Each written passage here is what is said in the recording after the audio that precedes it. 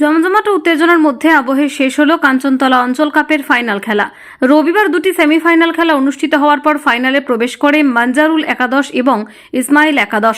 Final খেলায় টসে জিতে মানজারুল একাদশ প্রথমে ব্যাট করতে আহ্বান জানান ইসমাইল একাদশকে। ইসমাইল একাদশ প্রথমে ব্যাট করতে নেমে নির্দিষ্ট 13 ওভার চলাকালীন 10 উইকেট হারিয়ে 163 রান করে। মানজারুল একাদশ নির্দিষ্ট 164 রানের লক্ষ্যে ব্যাট করতে নেমে 12 ওভার চলাকালীন প্রায় 109 রানে অল আউট হয়ে যায়।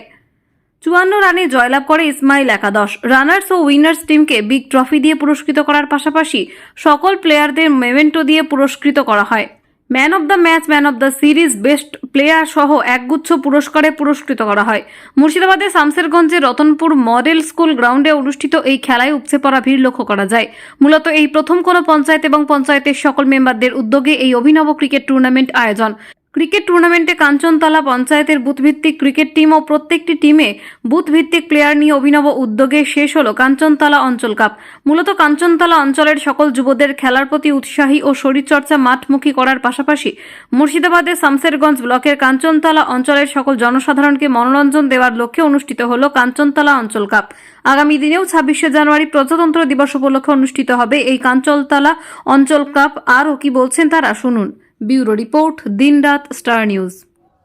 কাঞ্চনতলা অঞ্চল কাপ যেটা আয়োজন করা হয়েছিল কাঞ্চনতলা অঞ্চলের উদ্যোগে এবং আমাদের ইসমাইল প্রধানের উদ্যোগে, তারই আজকে সমস্ত মেম্বার সহযোগিতা ছিল। তারই আজ সেই ফাইনাল এবং ফাইনাল অনুষ্ঠিত হলো। আজকে ফাইনালে খেলা হলো মানজারুল মেম্বার, তার সাথে আমাদের প্রধান সাহেবের খেলা ছিল। জয়ী হলো আমাদের প্রধান সাহেব। তারা টসে জিতেছিল এবং কত রান হয়েছিল?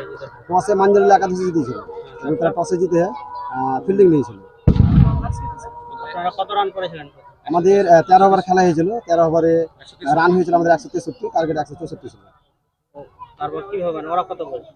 ওরা সম্ভবত ওই 40 42 ওরা 52 রানে হেরেছে। All out.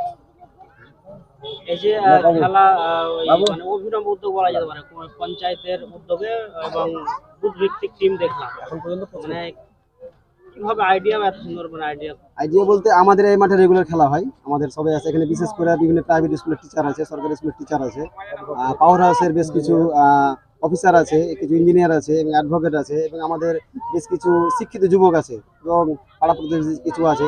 স্পেশালি আমাদের এসএমপি সাহেব এবং আমাদের প্রধান সাহেবের উদ্যোগে এখানে খেলাটা টিকে আছে। ওনাদের ক্রিকেটের প্রতি ভালোবাসা, ক্রিকেট প্রেম, যেন সব পাবজি ওই ফ্রি ফায়ার ওদের ওগুলো তো মগ্ন না হয়, ওই কারণে খেলাটা হয়।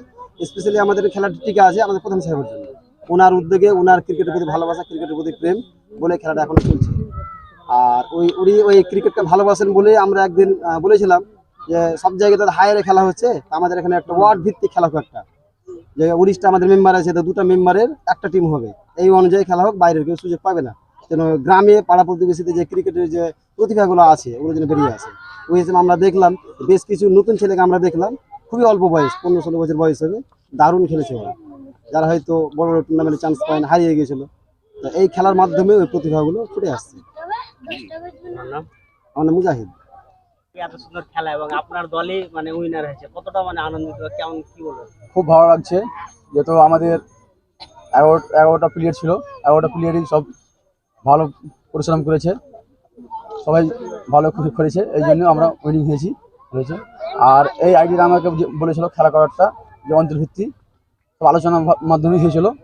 সমস্ত মেম্বারটিকে আমি নিয়ে সমস্ত মেম্বার সঙ্গে আলোচনা করে সবাই এক বাক্যে সাড়া দিয়েছিল কি না খেলাটা হোক, ওই জন্য খেলাটা আমি করেছি। আগামী দিন চিন্তা ভাবনা কি? আগামী দিন চিন্তা ভাবনা আবার বসে আলোচনা করবো, তারপর আলোচনা করার চেষ্টা করবো, প্রত্যেক বছর চেষ্টা।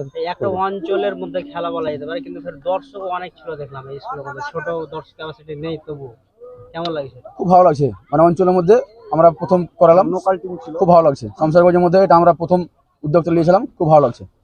আপনার নাম? ইসমাইল শেখ।